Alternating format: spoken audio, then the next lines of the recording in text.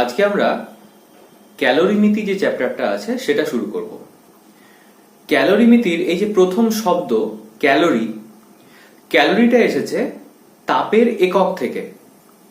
তাপের একককে সাধারণভাবে আমরা এসআই পদ্ধতিতে জুল হিসেবে লিখলেও তাপের একটা বড় একক আছে, সেটাকে বলা হয় ক্যালোরি।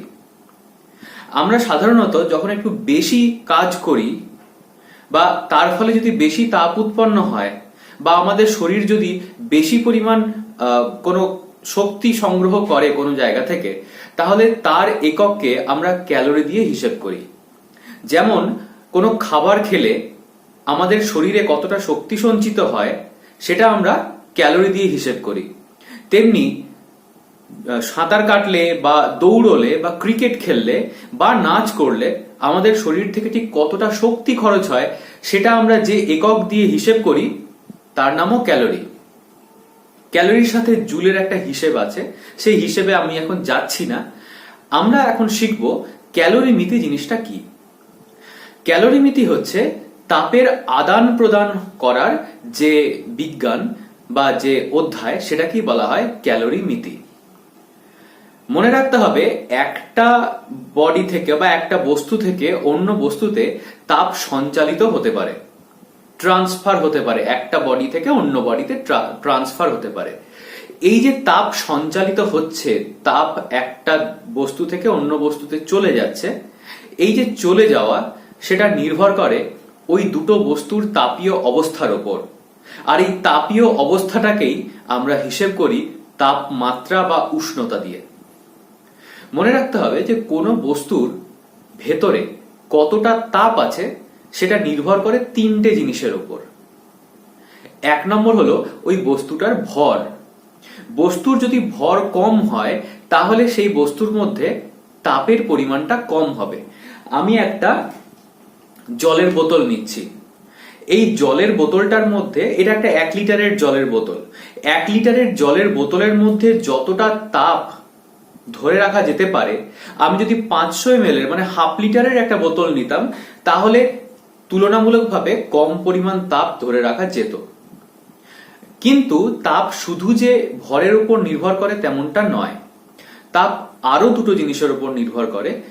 এক নম্বর হলো ওই যে বস্তুটা নিচ্ছি, মানে যে বস্তুর মধ্যে আমি যে বস্তুর তাপ ধারণ ক্ষমতা হিসেব করছি বা যে বস্তুর ভেতরের তাপের পরিমাণটা হিসেব করছি, সেই বস্তুটার একটা বিশেষ ধর্ম, সেই ধর্মটার নাম আপেক্ষিক তাপ বা স্পেসিফিক হিট ক্যাপাসিটি।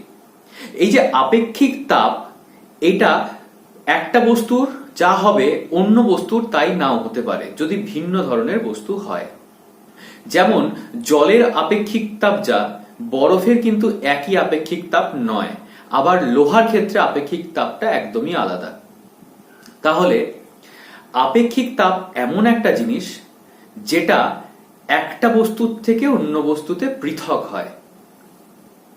তাহলে আমরা দুটো জিনিস জানলাম, একটা হলো বস্তুর ভরের উপর তাপটা নির্ভর করে, আরেকটা হলো বস্তুর আপেক্ষিক তাপ বা স্পেসিফিক হিট ক্যাপাসিটি, এই যে ধর্মটা, এর উপর বস্তুতে কতটা তাপ আছে সেটা নির্ভর করে।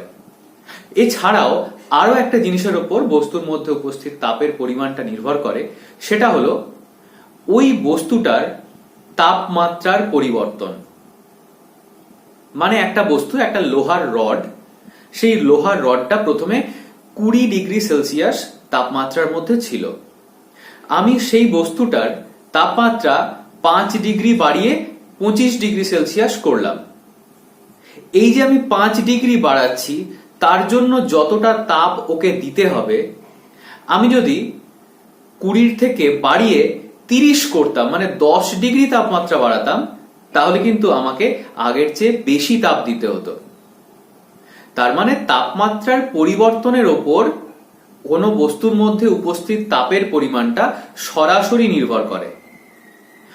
প্রধানত আমাদেরকে বলতেই হবে যে এই যে তিনটে বস্তু আছে বা তিনটে জিনিসের ওপর বস্তুর তাপ নির্ভর করে আমি বললাম, এই প্রত্যেকটার উপরই তাপের পরিমাণটা সমানুপাতিক হয়। মানে কোনো বস্তুর ভর বাড়লে তাপের পরিমাণ বাড়বে, কোনো বস্তুর আপেক্ষিক তাপ বেশি হলে বস্তুর মধ্যে তাপের পরিমাণ বেশি হবে, আবার কোনো বস্তুর তাপমাত্রার পরিবর্তনটা বেশি হলে, মানে তাপমাত্রার তারতম্য বা পার্থক্যটা বেশি হলে সেই বস্তুর মধ্যে তাপের পরিমাণটাও বেশি হবে।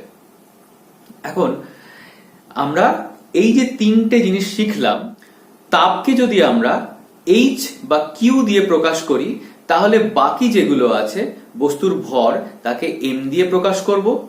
আপেক্ষিক তাপকে S বা T দিয়ে প্রকাশ করা হয়, S বা C, ছোট হাতের C দিয়ে প্রকাশ করা হয়, এবং তাপমাত্রার পরিবর্তনকে T বা ডেল্টা T এই চিহ্ন দিয়ে প্রকাশ করা হয়।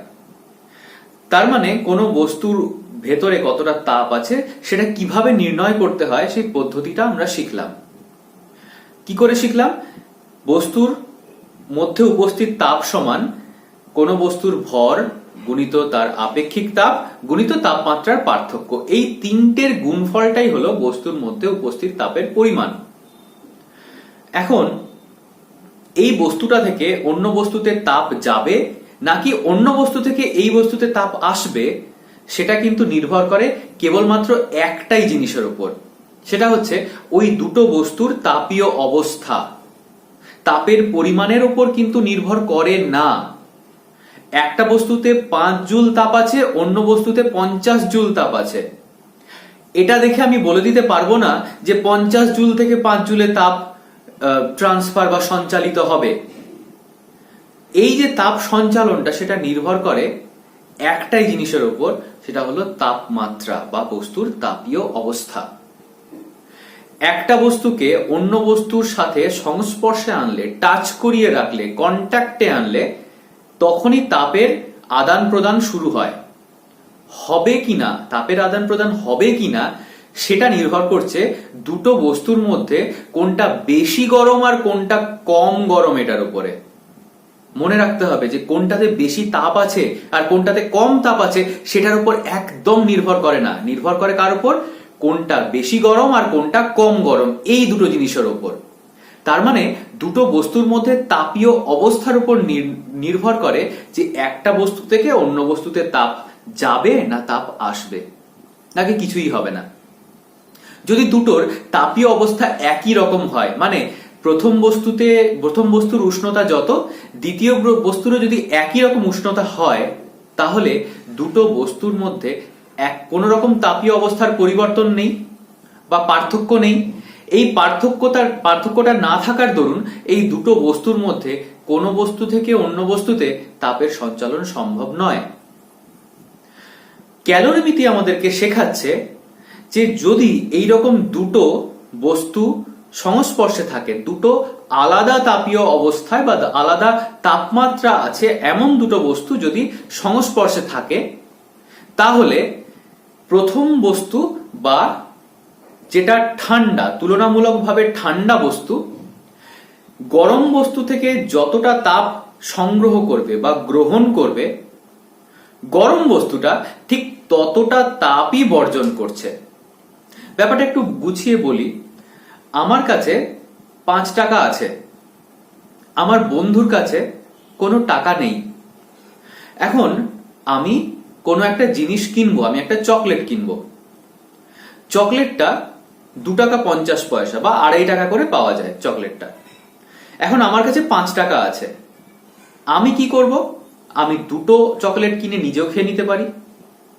কিন্তু আমার যে বন্ধু, সে তো কিছু খেতে পারবে না, সেটা আমার ভালো লাগবে না, আমার খারাপ লাগবে। তাই আমি কি করব? আমি আমার থেকে 2.5 টাকা ওকে দেবো, 2 টাকা 50 পয়সা ওকে দেবো। আমার কাছে 5 টাকা ছিল, সেই 5 টাকা থেকে অর্ধেক অংশ আমি ওকে দিলাম। এখন দুজনের কাছে সমান পরিমাণ টাকা আছে, তাহলে দুজনই একটা করে চকলেট কিনে খেতে পারবো। এই যে তাপের আদান প্রদান বা এই যে অর্থের আদান প্রদান বা এই যে শক্তির আদান প্রদান, এটা কতক্ষণ ধরে চলবে? যতক্ষণ না দুটো বস্তুর মধ্যে আবার সেই তাপীয় অবস্থাটা একই হয়ে যায়। মানে দুটো বস্তুর তাপমাত্রা বা উষ্ণতা যতক্ষণ না একই হচ্ছে, ততক্ষণই তাপের আদান প্রদানটা চলতে থাকবে। ব্যাপারটা খানিকটা এইরকম, আমাদের হয়তো খুব খিদে পেয়েছে, আমাদের কিছু ভাল লাগছে না, আমাদের শুধু মনে হচ্ছে এক্ষুনি খেতে পেলে ভালো হয়। আমাদেরকে কেউ খেতে দিল। এখন এই যে খেতে দিল, আমরা কতক্ষণ অবধি খেতে পারবো? যতক্ষণ না আমাদের পেটটা ভরে যাচ্ছে। এই যে পেট ভর্তি হয়ে গেল তার মানে আমাদের যে ভেতরে খিদেটা ছিল সেটা মরে গেছে। তেমনি দুটো বস্তুর মধ্যে যদি তাপের আদান প্রদান হয়, কতক্ষণ অবধি সেই আদান প্রদানটা চলবে? যতক্ষণ না দুটো বস্তুর তাপীয় অবস্থা একই রকম হয়। এই যে তাপের আদান প্রদান চলছে, এই তাপের আদান প্রদানের যে হিসেবটা সেটা আমরা শিখছি এই ক্যালোরিমিতি বা ক্যালোরিমেট্রি এই চ্যাপ্টারটা থেকে। ক্যালোরিমিতির মূল নীতি আমাদেরকে শিখিয়েছে কোনো গরম বস্তুর থেকে বর্জিত তাপ, এই বর্জিত তাপের পরিমাণটা শীতল বস্তুর দ্বারা গৃহীত তাপের সাথে সমান হবে। আমরা যদি শর্টে বলি, গৃহীত তাপ সমান বর্জিত তাপ। কে তাপ গ্রহণ করে? যে বস্তুটা ঠান্ডা, যে বস্তুটার তাপমাত্রা বা উষ্ণতা কম, মানে তাপীয় অবস্থার দিক থেকে দেখতে গেলে যে বস্তুটা একটু নিচে আছে, মানে যার তাপমাত্রা কম সেই তাপ গ্রহণ করে, যার তাপমাত্রা বেশি সে তাপ বর্জন করে। আমরা ইংরেজিতে বলি কোল্ড বডি আর হট বডি। কোল্ড বডি মানে যেটা ঠান্ডা, আর হট বডি মানে যেটা গরম। যেটা ঠান্ডা বডি, কোল্ড বডি, সে তাপমাত্রা গ্রহণ করে, তাপমাত্রা নয়, তাপ গ্রহণ করে। আর যে হট বডি বা গরম বস্তু সে তাপ বর্জন করে। কতক্ষণ বর্জন করবে? ওই যতক্ষণ না দুটোর তাপমাত্রা সমান হয়ে যাচ্ছে। আমরা একটা হিসেব করে দেখব, আমরা একটা সমীকরণ তৈরি করে দেখব। ধরা যাক একটা ফ্লাস্কের মধ্যে, আমরা এখন ফ্লাস্ক দিয়ে ধরছি, যদিও পরে আমরা দেখব যে এই যে ফ্লাস্ক, তার বদলে আমরা যদি ক্যালোরিমিটার বলে একটা যন্ত্র নিতাম তাহলে এক্সপেরিমেন্টটা একই রকম হতো বা হয়তো আরো ভালো হতো। আগে একটু বলে দিই, ক্যালোরিমিটার তাপ মেজার করার বা তাপ পরিমাপ করার একটা যন্ত্র। যেমন আমরা থার্মোমিটার দিয়ে তাপমাত্রা বা উষ্ণতা পরিমাপ করি, তেমনি তাপ পরিমাপ করার যন্ত্রের নাম ক্যালোরিমিটার। এই ক্যালোরিমিটার কোনো মিটার জাতীয় জিনিস নয় যেটাতে আমি একটা কাঁটা আছে সেখানে পরিমাপটা দেখে নিতে পারবো তাপের পরিমাণ। এখানে আমাদেরকে তাপের পরিমাণটা হিসেব করতে হবে অঙ্ক কষে। সেই অঙ্কটা কিরকম সেটাই আমরা এখান থেকে বের করব। ধরে নেওয়া যাক ক্যালোরিমিটারের বদলে আমি একটা ফ্লাস্ক নিচ্ছি, যে ফ্লাস্কের মধ্যে চা বা জল গরম অবস্থায় রাখা যায়। ফ্লাস্ক বা থার্মোফ্লাস্ক যেটাকে আমরা বলি, সেই থার্মোফ্লাস্ক আসলে কি জিনিস? আসলে এমন একটা যন্ত্র বা এমন একটা বস্তু যার মধ্যে কোনো বস্তু রাখলে সেই বস্তুটার তাপ নির্গত হয় না। তাপের যে তিনটে সঞ্চালন পদ্ধতি আছে, এই তিনটে মানে একটা হচ্ছে তাপের ট্রান্সফার বা কন্ডাকশন যেটাকে বলা হয়, কনভেকশন এবং রেডিয়েশন বা বিকিরণ। এই তিন ধরনের তাপ বর্জন পদ্ধতিটাকেই বন্ধ করে রাখার যে যন্ত্র সেটাকেই বলা হচ্ছে থার্মোফ্লাস্ক। এই থার্মোফ্লাস্ক নেওয়ার ফলে একটা সুবিধা হলো কি না, এর ভেতরে কোনো বস্তুকে রাখলে বা কোনো তরলকে রাখলে সেই তরলটার যা তাপমাত্রা ছিল একই তাপমাত্রা থাকবে। এখন আমি কি করছি, আমি ওই থার্মোফ্লাস্কের ভেতরে একটা সাধারণ উষ্ণতার জল রাখলাম। কতটা জল রাখলাম?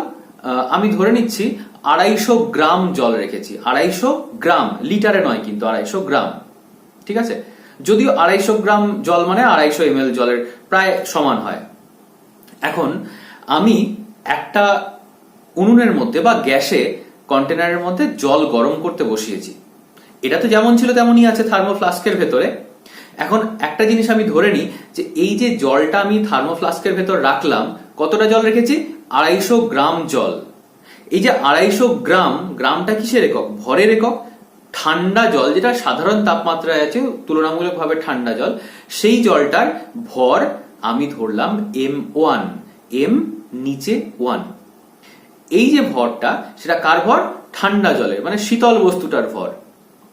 শীতল বস্তুটার তাপমাত্রা, এটা রুম টেম্পারেচার বা সাধারণ তাপমাত্রায় আছে, এর তাপমাত্রাটাকে আমি ধরলাম T1, বড় হাতের T, ক্যাপিটাল T, নিচে 1।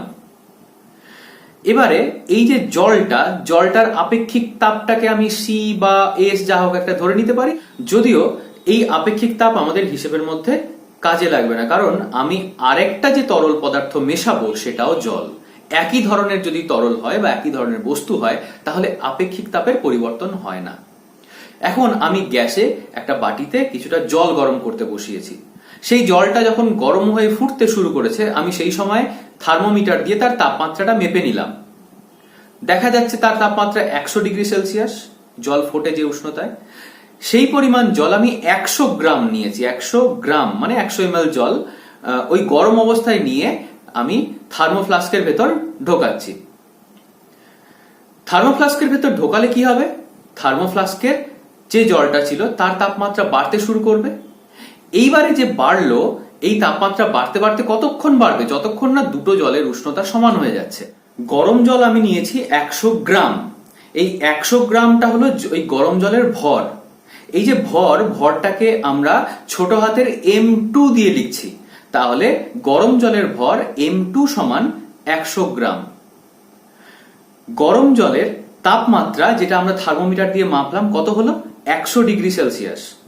এই তাপমাত্রাটাকে আমি T2 ধরছি, বড় হাতের টি, ক্যাপিটাল টি, নিচে 2, T2। আর এরও আপেক্ষিক তাপ আগের মতোই C বা S যা হোক একটা ধরে নেব। দুটো ক্ষেত্রে যেহেতু জল একই আছে, একই রকমের তরল, তাই দুটোর আপেক্ষিক তাপের পরিমাণটা একই থাকবে, কারণ সেটা শুধুমাত্র বস্তুর উপর নির্ভর করে, বস্তুর পরিমাণের উপর নির্ভর করে না। এখন ক্যালোরিমিতি আমাদেরকে বলেছে যে গরম বস্তু কর্তৃক বর্জিত তাপ সমান ঠান্ডা বস্তু কর্তৃক গৃহীত তাপ, এটা সবসময় সত্যি। তাহলে সেক্ষেত্রে আমি ধরে নিচ্ছি যে গরম বস্তুটা তাপ ছেড়ে দেবে আর ঠান্ডা বস্তুটা তাপ গ্রহণ করবে।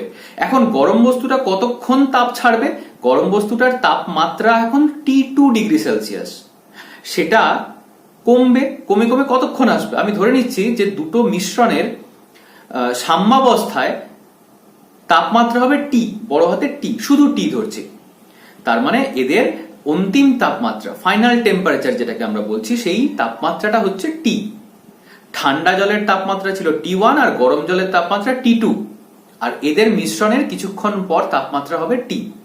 তার মানে গরম জল T2 থেকে কমে কমে কমে কমে T1 এ আসবে, আর ঠান্ডা জলটা T1 থেকে বেড়ে বেড়ে T2 তে যাবে, যেহেতু ঠান্ডা জল তাপটা গ্রহণ করছে। তাহলে এখন আলাদাভাবে আমাদেরকে গৃহীত এবং বর্জিত তাপের পরিমাণটা হিসেব করে নিতে হবে। যদি ঠান্ডা জলের হিসেবটা করি, ঠান্ডা জল তাপ কতটা গ্রহণ করেছে, তার মানে লিখবো গৃহীত তাপ সমান ঠান্ডা জলের ভর M1, ঠান্ডা জলের আপেক্ষিক তাপ C বা S যা হোক একটা লিখতে পারি, এবং ঠান্ডা জলের তাপমাত্রার পরিবর্তন। তাপমাত্রার পরিবর্তন এইটা কত থেকে কত হয়েছে, ছিল T1 হয়েছে T, কোনটা বড়, T1টা তো ঠান্ডা ছিল, সেটা আস্তে আস্তে গরম হয়ে টি পৌঁছেছে, টিতে পৌঁছেছে, তার মানে টি তাপমাত্রাটা বেশি, তাহলে তাপমাত্রার পরিবর্তন মানে T মাইনাস T1। তার মানে গৃহীত তাপ সমান M1 C ইন্টু ব্র্যাকেটের ভেতরে T মাইনাস T1। এবার আমরা বের করব বর্জিত তাপ। বর্জিত তাপ কে বর্জন করছে, করছে গরম জলটা। তাহলে গরম জলের তাপের হিসেবটা করতে হবে, গরম জল কতটা তাপ বর্জন করছে, গরম জলের ভর M2, গরম জলের আপেক্ষিক তাপ একই আগের মতোই C হবে, কারণ দুটোই জল আছে, একই রকমের জল। যদি জলের বদলে কেরোসিন তেল থাকতো তাহলে অন্য রকম হিসেব হতো ওই আপেক্ষিক তাপের ক্ষেত্রে, কিন্তু এখন জল আছে যেহেতু তাই ওটা একই থাকছে। তাহলে গরম বস্তুর বা গরম জলটার ভর M1, আপেক্ষিক তাপ C, আর তাপমাত্রার পরিবর্তনটা হিসেব করবো এইভাবে, ওর প্রথমে তাপমাত্রা প্রাথমিক তাপ ছিল T2 100 ডিগ্রি, সেখান থেকে ও ঠান্ডা হয়, তাপ বর্জনের ফলে ঠান্ডা হয়ে হয়ে ও টিতে এসে নামলো। তাহলে কোনটা বেশি, T2টা বেশি টি এর থেকে, বিয়োগ হবে কোনটা, টিটা বিয়োগ হবে T2 থেকে। তার মানে বর্জিত তাপের পরিমাণটা এভাবে হিসেব করব, M2 C ব্র্যাকেটের ভেতরে T2 মাইনাস T। তাহলে আমরা গৃহীত তাপ পেলাম, বর্জিত তাপ পেলাম।